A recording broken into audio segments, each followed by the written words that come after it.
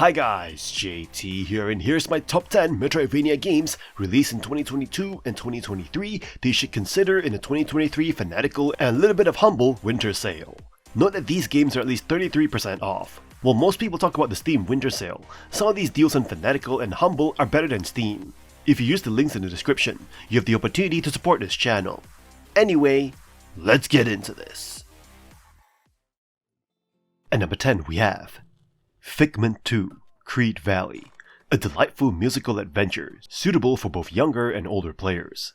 Developed and published by Bedtime Digital Games, this action platformer with a musical theater twist maintains the charm of the original Figment. You don't necessarily need to have played the first installment, but you might feel like you're missing out on some nuances if you skip it. The game follows the quirky duo Dusty and Piper, protectors of the human mind, as they embark on a quest to restore the shattered moral compass at the center of the mind, combating a mischievous two-headed jester along the way. Figment 2's gameplay involves breezy action platforming with a wooden sword, where enemies sync their attacks with the music, adding a rhythmic element to the combat. While the fighting may become repetitive and some encounters overly challenging, the game shines in its puzzles and boss fights, seamlessly blending brawling, puzzle solving, and bombastic musical numbers. The world design stands out, with each new area beautifully realized, reminiscent of a Saturday morning cartoon. Figment 2's humor may skew toward a younger audience, but it excels as a family-friendly co-op experience. Piper, as player 2, offers a stress-free option for those seeking a cooperative adventure without the pressures of combat. Despite feeling like a second violin to Figment 1, Figment 2 remains a solid game, especially for those seeking an enjoyable co-op experience with a younger player in mind. At number 9 we have 9 Years of Shadows, a Metroidvania that immerses you in a captivating world of darkness and beauty. Right from the start, the game's aesthetic prowess captivates you. As Europa, the valiant protagonist, you undertake a quest to restore color to a world drowned in shadows. Navigate the mechanical giant Talos alongside Europa and his spectral companion Apino. You'll rely on Apino's magical abilities for cleansing corruption, solving puzzles, and engaging in dynamic combat. The synergy between Europa and Apino introduces strategic depth, making encounters both challenging and rewarding. Combat, however, is not without its critics. Some players have voiced concerns about tedious boss fights, sponge-like enemies, and unclear visual cues during battles. The unique health and power trade-off mechanic may disrupt the flow of combat, requiring your careful resource management. The game's departure from the traditional Metroidvania structure might be a point of contention for you. The absence of teleports and occasional backtracking may deter those expecting a more open-world exploration experience. Despite these criticisms, the game's strengths outweigh its flaws. Acquire elemental armors throughout your journey for dynamic traversal and strategic advantages in combat. The musical notes collection mechanic cleverly weaves gameplay and storytelling together, enhancing your overall experience. 9 Years of Shadows has rightfully received accolades for its emotional storytelling, vibrant aesthetic, and engaging combat mechanics.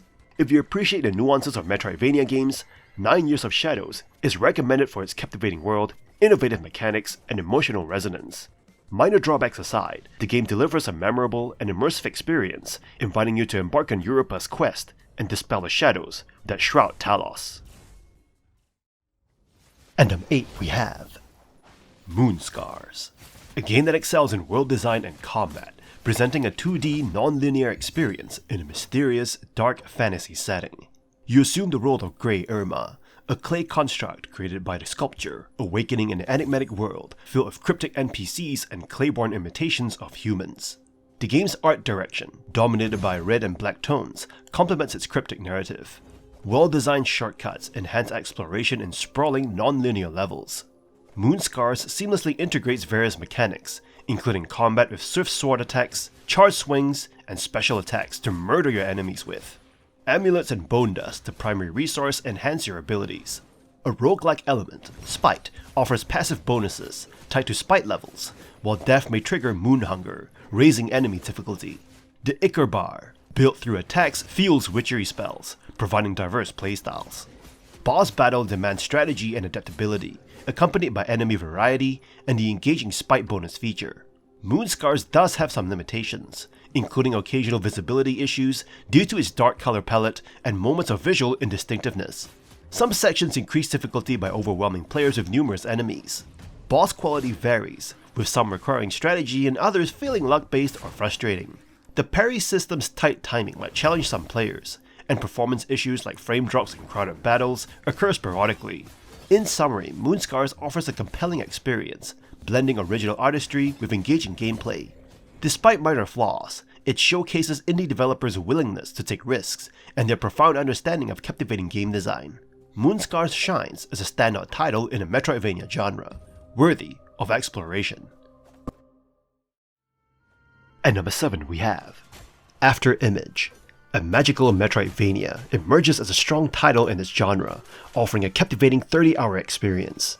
As you guide Rennie, an amnesiac woman, and her floating companion Ifri through the lands of Engarden, the anime-inspired narrative begins modestly but evolves into a compelling journey of self-discovery and environmental exploration. The game's hand-drawn anime-inspired art style brings Engarden to life, with vibrant colors portraying both thriving nature and desolation. The narrative delves into themes of selfish desires, faith, and breaking cycles of violence, providing a rich backdrop to the Metroidvania experience. The environmental storytelling adds depth to each area, enhancing the overall narrative. Afterimage's strength lies in its open-ended sections, requiring careful exploration to unveil the vast setting.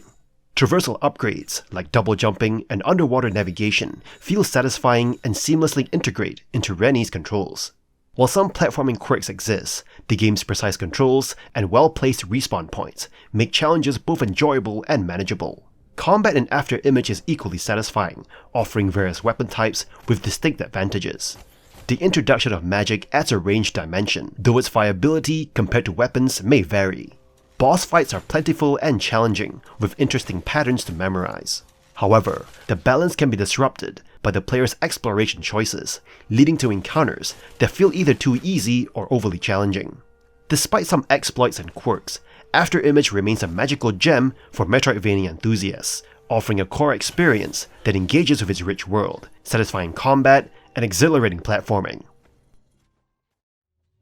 At number 6 we have Ghost Song, a melancholic Metroidvania game with elements reminiscent of Hollow Knight. Developed by Old Moon and published by Humble Games, the game presents a visually stunning alien world filled with biomechanical life and mysterious landscapes, drawing inspiration from films like Akira and Metropolis, as well as Alex Garland's Annihilation.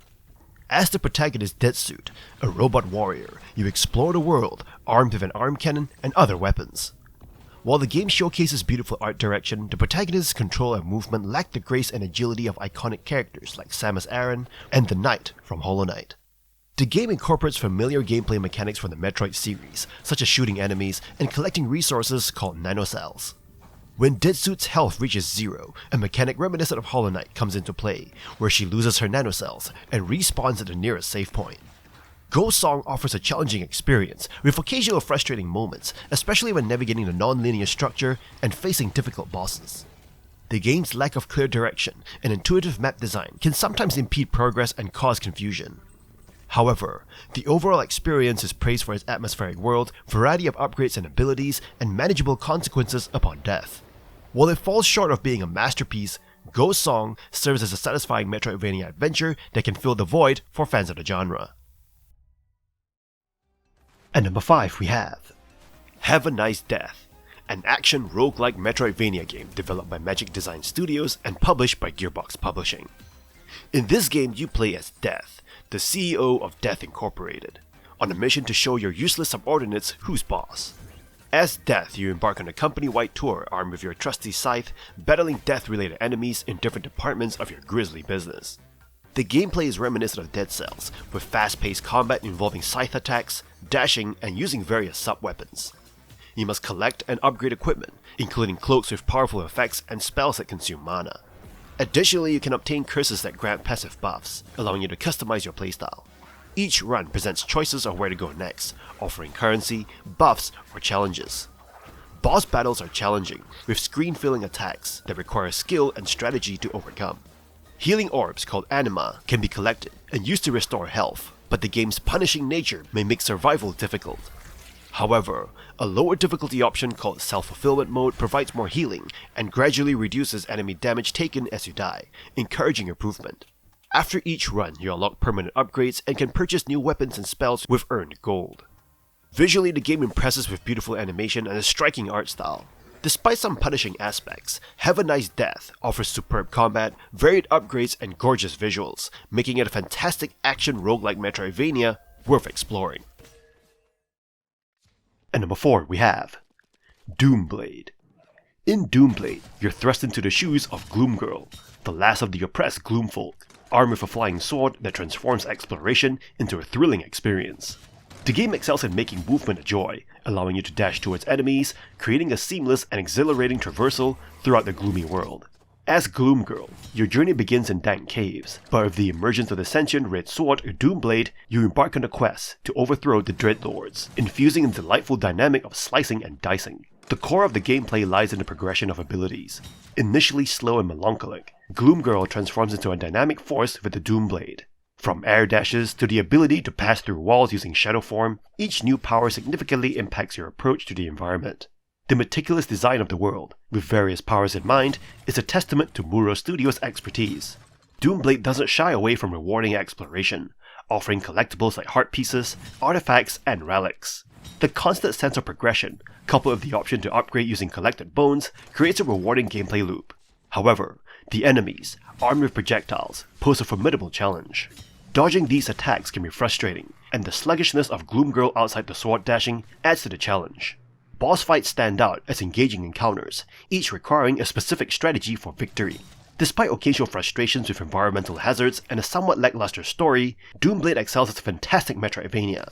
The joy of exploration, unique abilities, and exhilarating combat against massive bosses make it a compelling experience for fans of the genre.